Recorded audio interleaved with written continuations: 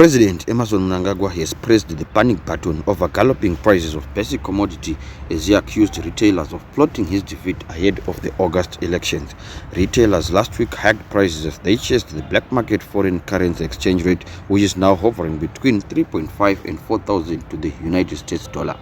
A tin of red seal bagged beans was priced at 4,000 or $1 in one local retail shop, while a 10 kg bag of red seal super roller meal was costing 27,999, sending shivers down many Zimbabwean spine as they record the dreaded 2008 hyperinflation which drove goods off shelves. Newsday observed yesterday that some products such as cooking oil, sugar and rice were no longer available on most shop shelves as suppliers were allegedly withholding them in preference of the United States dollar. Writing in his column in a state-owned newspaper yesterday, Mnangagwa said the government came up with several measures to stabilize the economy in good faith, but was being betrayed by business sector. We even wonder if at all we are dealing with business anymore, or with the politicians disguised as company executives seeking a political upset. Equally, politicians seeking to engineer market failures for definite political outcomes will be dealt with as political opponents and through rules of appropriate politics, Mnangagwa said. We are even aware of certain business deliberately disabling point-of-sale gadgets to force the consumer to buy key goods in one currency, contrary to the laws of the land.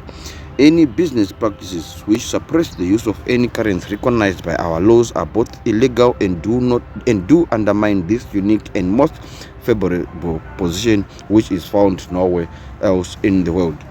Maybe the time is now come for the government to insist that such tricks should be suspended until they can technically handle transactions in multi-currency. We will take all measures necessary to ensure there is stability, including painful ones should that ever become necessary. As fears mount over the possibility of basic commodities vanishing from shop shelves, Confederation of Zimbabwe Industry President Kurai Macheza said industry was in talks with government. We are talking with the government and I cannot comment further than that, he said. Confederation of Zimbabwe Retailers President Denford Matashu said Mnangagwa's warning was warranted even the galloping prices across the country. This will get business and government to constructively engage and pursue the economic path of stabilizing the economy, Mutash said. But National Consumer Rights Association coordinator Effie Tsube said government should deal with the key drivers of inflation. Food inflation is making it impossible for many households to put food on the table. This will deepen poverty and hunger in a population where millions are already living below the poverty datum line. Instead of addressing symptoms, government must address the key drivers of price hikes. Shortage of foreign currency has been pushing business to source it at a premium on the black market. Zimbabwe Diamond Mineral and Allied Workers Union Secretary General Justice Chinema said workers earning were now just figures. Our view is that government needs to accept that our current situation requires robust measures that protect the poor, he said. Government is, however, determined not to dump the local currency for the US dollar despite clear signs that the local currency is losing the battle against other currencies, especially the US dollar. Crisis in Zimbabwe Coalition Chairperson Peter Mtasa said those feeling the economy hit would express their discontent through the ballot. The currency problem and its concomitant effects will be an important factor in the upcoming elections. The majority of voters are feeling the heat. People have not been able to express their anger by way of protest. They will do so in the ballot box.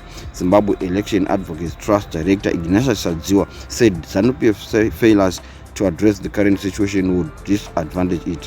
However, political analyst Philen Zamshia believe that the current situation will mainly affect urban voters. Such an economic catastrophe will affect everyone differently. The paradox is that since 2000, more than 70% of what remains of the ZANU-PF vote has come from constituencies that live on less than $90 a day and hardly use the US dollar in exchange. It is the economically emancipated, mainly in urban areas, who use the US dollar that have ditched ZANU-PF. Even a survey in the rural areas would show you that it is the economically enlightened that have mostly voted for the opposition.